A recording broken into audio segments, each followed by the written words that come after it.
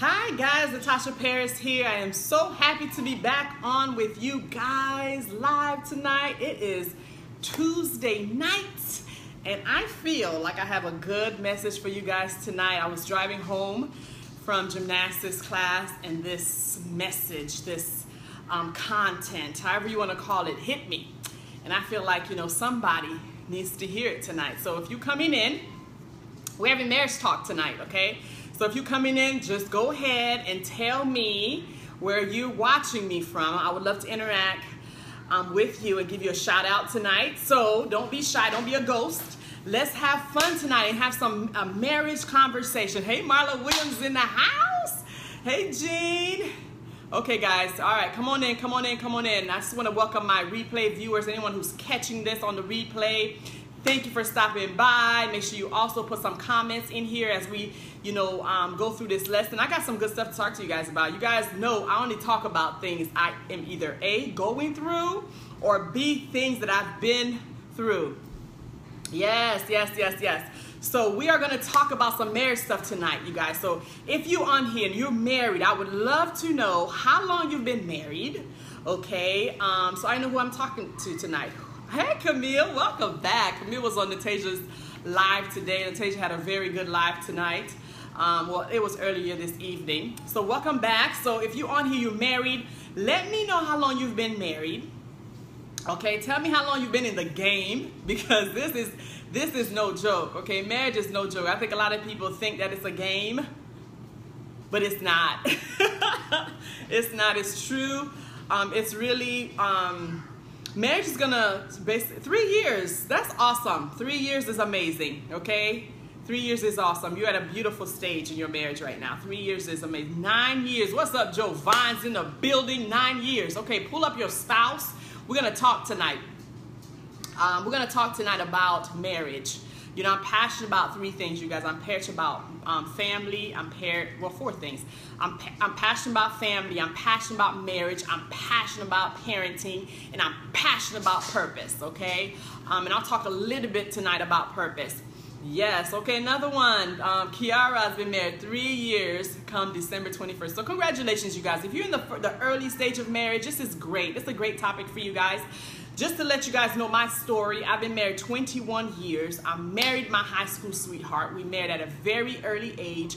At 19 years old, we literally graduated in June, okay, of 1995. The following month, we got married. Even the year before we got married, our senior year, check this out, okay? Our senior year in high school, we lived together. Like, we both left our parents' house, moved in together, so we had to go through our senior year of high school together, just trying to work out a lot of stuff. We weren't even, we were like kids, okay? So, Alex and I made a lot of mistakes in our marriage. We learned from them. We grew from them. We're still growing. We're still learning. So I love to come on here and talk to you about, some of my learns, some of my failures, some of my wins in my marriage. So we're going to get right into it. So the title tonight, okay, if you have not shared this, yes. You're so sweet, Joe Vines. Look at you. Thank you. I have secrets for that as well. Hey, Heather Brock. Thank you for joining. So, so tonight we're going to talk about doing it for an audience of one. Okay? That's what marriage is about, you guys. Marriage is is about serving the other person. So if you're in a marriage and you think it's all about you, it's all about how you're going to get served, it's all about how this person's supposed to make you happy, wrong. You're in the wrong relationship. Okay? So I'm going to give you marriage 101 right now. Marriage is about the other person. It's about serving. It's literally coming like this to the table. How can I serve you? Now, if you want a healthy, thriving, world-class marriage, go in with the attitude of how am I going to serve my spouse? That's how you're going to have that amazing marriage, okay? So tonight, hey Zatara, so tonight we're going to talk about, I'm going to give you 3 points about what you need to do to have a successful marriage, okay? I've been able, by the grace of God, to, my husband and I have been together for 21 years, and I'm telling you guys, it's been by the grace of the only mighty God. I'm telling you, I can testify to that, because without God, I don't know if we would have made it, seriously. Because at some point in my marriage, either I didn't want it, but my husband did, or my husband wanted it and I didn't. So it was always this back and forth with us, So another point I could tell you real quick is, in a marriage, there always have to be someone fighting for it. Okay, that's why divorces happen, because someone has given up. If both parties give up, then there will be a divorce. But if there's always one party trying to fight a little bit, and that one spouse is trying to hold in just a little bit, it can work, okay? But if both parties are have given up, they're not trying, you will find yourself in a divorce, okay? So, the 3 points I'm gonna give you, you must be ready to die and die daily. That's what marriage is. It's a slow dying of, and I'm not talking about a physical death, but I'm talking about more like a dying of self, okay? That means you have to already master this thing called humility. Yes, until the fight. Yes, fight until the finished by faith. Yes, you have to. Let me tell you something. It all has to be with faith. Seriously, just what Camille said. But marriage is the first point I want to tell you guys. It's all about a slow dying to yourself. Like, you have to master humility. Okay, you have to understand that it's really about, trying to please the other person. Because if you in it thinking that, this man has to serve me, or this woman has to serve me, this woman has to give me what I need, this man has to get, and you all selfish, it's all about you, you're self-centered, there's going to be problems, okay? And that's how it was with me. I just felt like I needed my husband to do this. I needed my husband to do that. If he wasn't doing this, and, we had these problems. But the whole time, you guys, it was me. Like, it was me that I needed to fix. It was me. It was myself that I need to work on. And I'm telling you, after a good 10, this is why I love to come on here and share this, because it took me so many years to get this. It took me so many years. If I would have got this at year 3, like Camille and Kiara at year 3, if I would have got this right here, my marriage, all the stuff that I went through, I probably wouldn't have had to go through it. But I didn't understand that it was really all about serving him and working on myself. But I took all the time trying to change that man.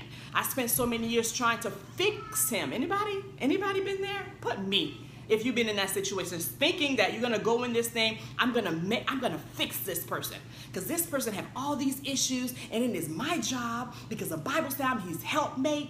It's my job as a wife to fix him. No, it's not. That's why he has a creator for that. Okay, it is not your job to fix, right?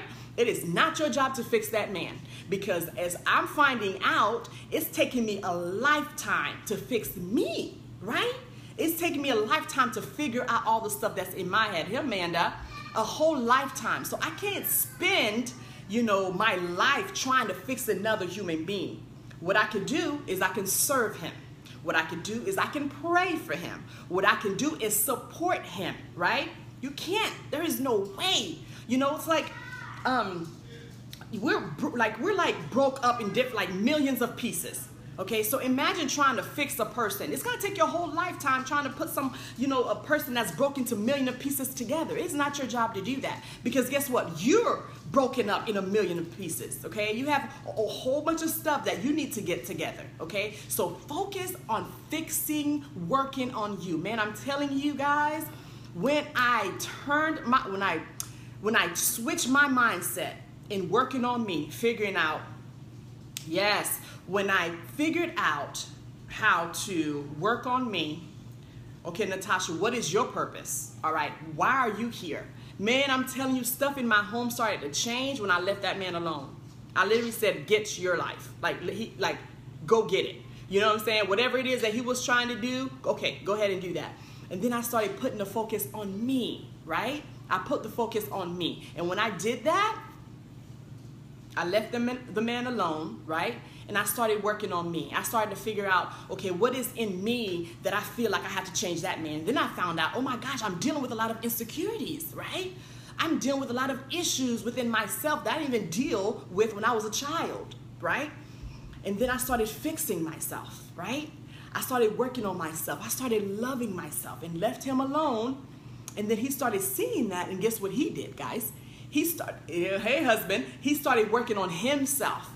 And us, even though we're one, but separately, we can work on each other, on ourselves individually. So that's what we did. Individually, we worked on each other, on ourselves, and then we were able to come back together collectively. But it took that mindset shift, knowing that I can't fix him, he can't fix me. There's only one person that can fix me. That's my creator, my heavenly father, right? Point 2, be quick to say I'm sorry. My husband can tell you, okay?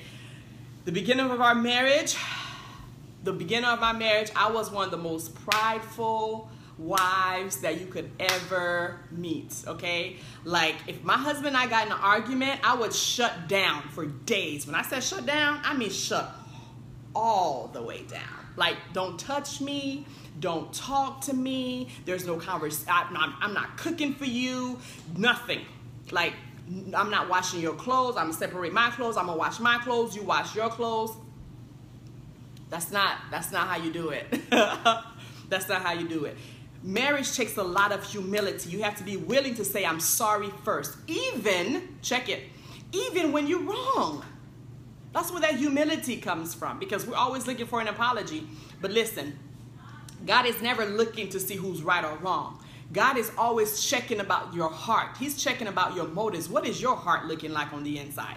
Right. Oh, what? You're a good man. That's awesome. So he's always checking at the heart. He's not looking to see who's right or wrong in that marriage, in that relationship. He's checking, how did you respond? Because you can't change how other people treat you, but you can change how you respond to how they treat you, right? So if Alex does something to me, okay, and now, this is not back then. Now I'm, like, I feel like so convicted, like if we're not talking or there's like this silence in the house, I'll be like, listen, I'm doing this for the audience of one, okay? I'm sorry. So be quick to say you're sorry. And once you do that, whatever your spouse does with that, that's between him and his audience of one. But between you and your audience of one, always be the first one to apologize, even if you know that joke was wrong, right? Just be say, you know what? I'm sorry. Did that cost you anything, right? Did that cost that point 1, right? Point 1 was about dying, right? Let me tell you something. In a marriage, when you are dead, you can't. Can a dead person feel anything? No. When you're dead, you can't feel nothing, right? So when you say I'm sorry, okay, you're sorry. Tell him you're sorry. Tell her you're sorry, and move on. Marriage is hard. Yes. Yes, marriage is not easy. Marriage is work, guys. I'm telling you, if you want to know the type of person you are, get into a marriage or a relationship. Because when you're in a marriage or a relationship, you're going to find out your integrity, okay? You're going to find out, if you're a humble person. You're going to find out if you're a respectable person. A marriage or relationship will tell you that, okay? Hey, Aaron. Yes, always be the first one to apologize, because it's not going to cost you anything. And when you apologize, don't say I'm sorry just so you can be the first one to apologize. Anybody guilty of that? Because I've been guilty of that. But sincerely apologize. Like, say, you know what? If I did anything to, hurt you, I'm sorry. Like, if I responded, wrong to you, I'm sorry. And sometimes it's just clear your heart, because I don't know about you guys. I'm just at a point in my life, I'm going to be 41. Oh my God, I'm going to be 41 this month, you guys. I'm going to be 41 this month. I'm just at a point in my life that I don't have time, for drama. You know what I'm saying? For that riff, that you feel when you're not talking to a person. So as soon as I feel that between my husband and I now, even after being married for 21 years, it's like, listen, like, I have work to do. Like, I have a purpose I'm trying to get to. Like, I want to live out my purpose. So I don't want to argue with you. I'm sorry. You know what I mean? Like, how can we rectify this situation? So be the first one to apologize. And that audience of one, I'm telling you, he'll be so happy with that, and do it from your heart. The third point, guys, and I've already talked about this again, but I'm going to reiterate, is do it for an audience of one. Okay? Always know that. I don't know what your beliefs are. I'm a Christian. I believe in God. Okay? And I believe that You know, he's watching everything that I do. He's watching how I treat my husband. He's watching how I respond to him. He's watching how, you know, when he tells me to do something, I'm rolling my eyes. All of that, he's watching everything, and he's literally taking notes, right? Joe Vines, all right, have a good night. And he's literally taking notes. So guess what? Once you're doing it for an audience of one, you know, that man can do whatever he wants. Say, okay, I'm in it to win it. You know, that's where I am. At that 21 years of marriage, guys, I'm at the point to where, you know what? I'm gonna get a crown for this marriage. You know, because I've survived through so much in our marriage. At this point, I'm doing it for an audience of one. Like, I wanna please my Creator. I wanna let him know that, listen, I fought a good fight in this thing. I held on just like you told me to, and here I am, because I'm doing it for, now it's bigger than me. Like, my marriage now is bigger than me. It's not even about me anymore. Like, I've literally put myself to the side. I put my feelings away, and I said, you know what? It's about an audience of one. So I encourage you tonight. I don't know who I'm talking to, but I encourage you tonight, as you're in your marriage, make sure you're in it to win it. You know, marriage is not like you trying on a shirt. You know what? This one don't feel good. This one's too tight. Let me take this shirt off and let me try another one. That's not what marriage is. Marriage is you in it to win it, okay? You made these vows. You made a commitment. Now, put on your gloves. Get ready, you know, because it's not easy, right? It's not easy. And once you go in with the mindset, like, you know, I'm doing it for the audience of one. I'm in it to serve this man. I am going to walk in humility. I am going to apologize first. Then, I'm telling you, the blessings will come. It'll rain down. It will rain down. Because the whole time, guess what? Your audience of one, he's literally like this. Oh, I see. I see how Natacha's handling it. Like, he's taking notes. Yes. That's right. Any relationship, Lana, absolutely, absolutely. What's the last point I want to share with you guys? Do it for the audience of one. You know, that's basically that at this point in oh, here it is. Sorry, I just came back.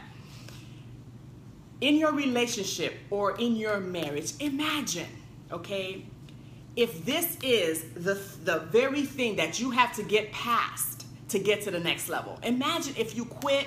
Imagine if you have that attitude, and you having that attitude can be that very thing that's keeping you from going to the next level, right?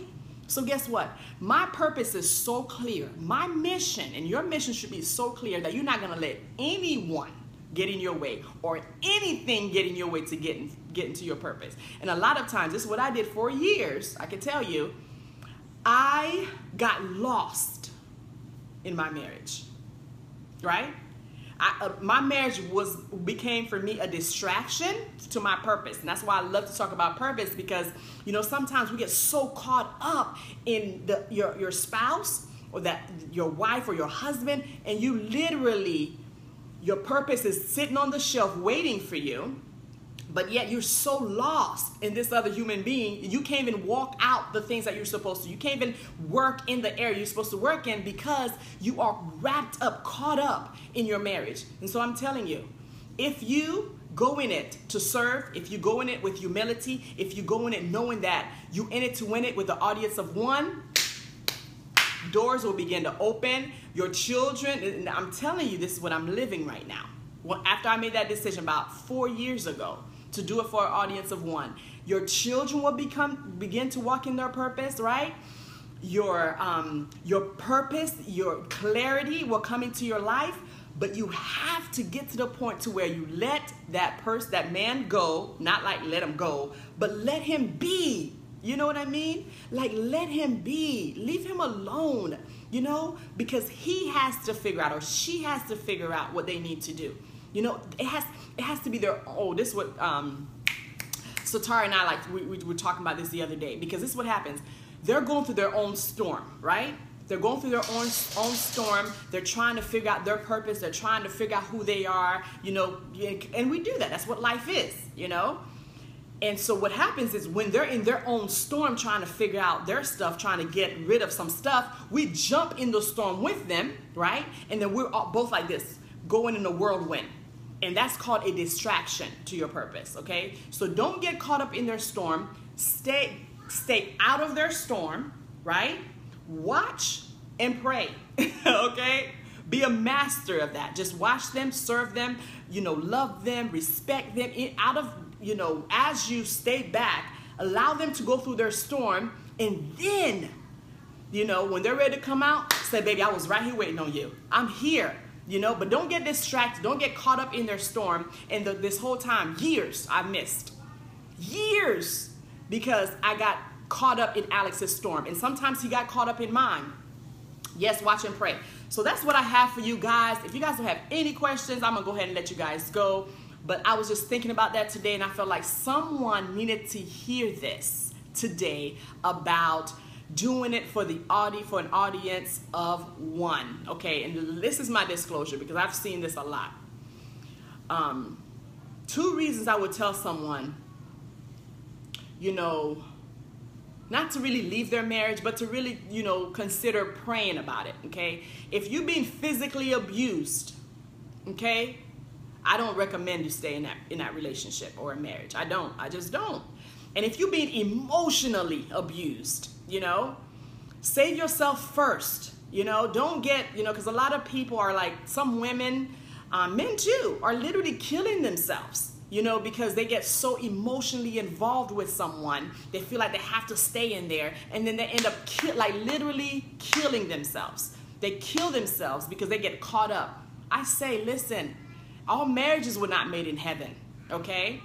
But there's some marriages, and I know mine is one, that I am in it to win it.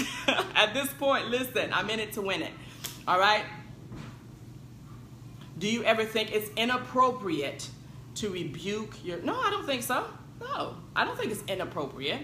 I don't think so at all. I don't think so at all. I want my husband to rebuke me. My husband's seeing something. He needs to love me enough to say, hey, Tasha, I rebuke that. Like, that's something that's a bad spirit, or, that's a bad attitude. Like, you need to get it together. And the same thing with him. That's love. That's called love. You rebuke with love. Now, there's a way you can say it, and you're degrading or you're disrespecting him. But if you're doing it with love, that's what it's all about. It's about growing together. So if I see my husband doing something, there's been plenty of time within our marriage, and I always tell him. I told him that the other day. I said, listen, this is your way of escape. I love to use that. This is your way of escape. So if you see your spouse going through a path, that's not lining up to where he's not supposed to go, just remind him. Say, hey, this is your way of escape. This is your warning, okay? You're being warned. The same thing for him. Like, he has to love me enough. Absolutely not. Yes, rebuke and love. No, absolutely not. No. Now, if you cussing him out, and I know you won't do that, Kiara. I know you're not like that. You don't have that type of attitude. But I did. I did as a wife, okay? So if you're degrading him, you're disrespecting him, but when you're doing that, it's all about you, right? That's what it was with me. Like, if I saw my husband doing something, I would, rebuke him, but it would all be surrounded with judgment. And that's what you don't want to do. You don't want to judge him, okay? And that's how it was for me. Like, he would do stuff like when we were married, young, and he was like a soldier, and he'd come home and he'd be drinking, and I'd be like, you don't need to do this, you don't need to do that. All that does is push them further away from you. But there could have been a way I could have told him. There could have been a way with love I could have shared with him and said, you know what, husband, this is not a good idea. This is not making your career. This is not good for your career. This is not, healthy for our family. But it wasn't like that. It was all like judgment. You go into hell. You're a terrible person. Look at you. I mean, it was just terrible. So yes, you can rebuke your spouse with love. Always start it with love, give him the rebuke, end it with love, okay? Because men, I don't know if I have any on here, I don't know if they're testified to this, but men are very sensitive, you guys. Very sensitive. Very sensitive, okay? That's a whole different topic. But men are very sensitive, so you have to be very, very careful how you talk to them and what words. Like we talked about, Lex and I talked about this today on our live this morning. You have to be very careful about the words you are using with your spouse. Life and death, and this, I'm telling you, I lived this for years. Life and death is in the power of the tongue. So you can literally build this man up, or you can literally tear this man down. Like, you can literally, as a wife, like I don't even think we understand the control we have, right? You know, we have so much control. So we can literally mold them. Oh, I feel fire because it's so true. We can live with our words. We can literally mold them and build them up to where they could be like, they can have so much confidence in themselves. Like they can become whatever they want with just with our words. And we don't even have to use the gifts. You know what I'm talking about? Just with our words. But it's the same thing, the same mouth, okay, that can build up this same mouth. The same tongue, we talked about this morning, is the same tongue that can literally kill this man. Anybody? Say me if you've been there. Anybody gonna be honest with me tonight? Okay? The same mouth, I literally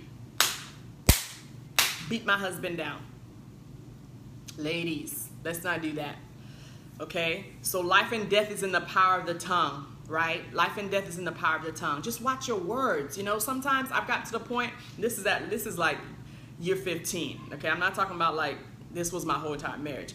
But now I'm to the point to where like if I don't have, like, you remember how you were a kid and your parents said, or the teacher said, if you don't have nothing to say, don't say anything at all? Like seriously. Like, I mean, we joke about it as a kid and our teachers would tell us, but it's the truth. Like, if you don't have nothing good to say, it's better you don't say nothing at all. It's better you just, I mean, after I do my apologies and I don't see the fruit or I don't see what I want to see in my husband, like I don't talk. And it's not because that I don't want to talk to him. It's because I know my words. I know what my words can do. Yes.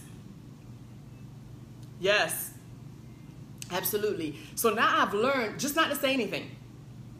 Because I know me, right? As women, right? We get to talking, we want to say, okay, let me just tell you this one thing, right? Let me just get this one point across. And you start getting this one point across before you know it. It's like you don't talk for hours. I don't know about your husband, but my husband literally, like, tones me out.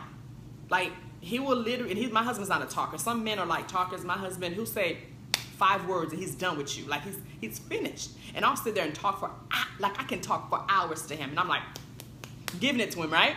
Or so I thought, right? And he done tuned me out. Like he don't even hear me. So ladies, I'm telling you, your words are powerful. The same mouth, right?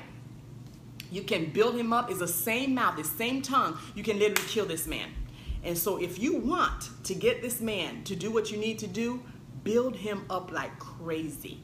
Okay? Build him up like crazy. When he walks in the door, already just start speaking positive words over him. Just start saying, oh, husband, you know, you're such a great husband. You did such a great job today. I am so super proud of you. Oh, my gosh. You know, just start speaking positive things. Even if, okay, here's the thing.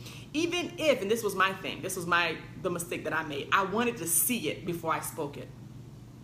Speak it before you speak it before you see it, okay? Already be speaking it before you see it, okay? Speak those things that are not as though they were, okay? So already be looking at your husband like the husband in your mind that you want this great man. Already look at him as he is that great man, and then speak that to him, okay? And I'm telling you, ladies, if you're able to do that, and I'm not saying it's easy, right? And sometimes it's not going to be reciprocated. You're not going to be getting that. But guess what? It's okay. Because guess why? You're doing it for an audience of one. Okay, so if you plant that, that's why I titled this that. That's why I titled this topic this. If you do it for an audience of one, you will always win. Even if he doesn't give it back to you, right? Because I don't know about you guys. I don't have a husband that compliments me all the time. You know, God bless him. You know, he has other gifts. That's just not his gift. So I learned that early on in my marriage. And so what? Guess what I did? Hey, Gina, I have just learned to build my own self up. I have just learned to know who I am. So if my husband don't reciprocate me building him up or giving him compliments or encouraging him, if he does not give that to me, I'm already secure in who I am. Okay? And you should be too. Even your spouse, don't rely on anyone to tell you who you are. Nobody, not even your spouse. Already be so secure in who you are. If he gives you a compliment, that's extra. Thank you. Yeah, oh, that's awesome. You know, if your husband gives you a compliment or he encourages you, that's just extra, okay? But be so secure in who you are that if somebody pays you a compliment, it's like, oh my God, they told me I was great. Oh my God, they told me I was beautiful. I already know that.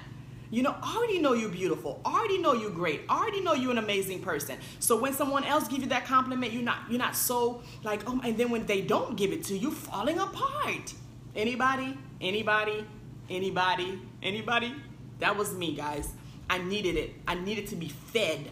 Why? Because I was so empty on the inside. I needed somebody else to tell me I was, you know, great, or I was special, I was good looking, or whatever it was, right? So I'm telling you, work on you. Leave that man alone, okay? Build your own self up, and when he does pay you that compliment, thank you, okay? I know. Thank you, sir. Yes, thank you. I got it. Thank you. You know, but always, yes, Anna, me too. You know, but always be walking in the overflow of compliments. You know what I mean? Always be so secure in yourself that, you know, when he does, thank you guys for all the hearts. So when he does compliment you, thank you, okay? Does anybody have any questions for me before I jump off? I was about to jump off, somebody asked me a question. So does anybody have a question for me? We're talking about an audience of one. Hey, Sheena James. I'm about to jump off, you about to jump on, girl. Yes, we're talking about doing it for the audience of one in our marriage, and how you need to stop worrying about that man or stop worrying about that woman, and just do it and serve. Yes, be your own mirror, absolutely. And serve that person, doing it for the audience of one. All right, you guys, I love you. Does anybody have any questions? I don't want to miss anything before I hop off. If you've not connected with me, send me a private message. Send me a private message. If you have any topics you want me to talk about, or any topic you would love for me to do on marriage, I think I'm going to probably start doing more on marriage on here. You're welcome. Thank you, Lana. I'm going to be talking a little bit more about marriage, a little bit more about relationship on here for you guys. So I love you guys. Thank you so much, and have a blessed night. Bye-bye.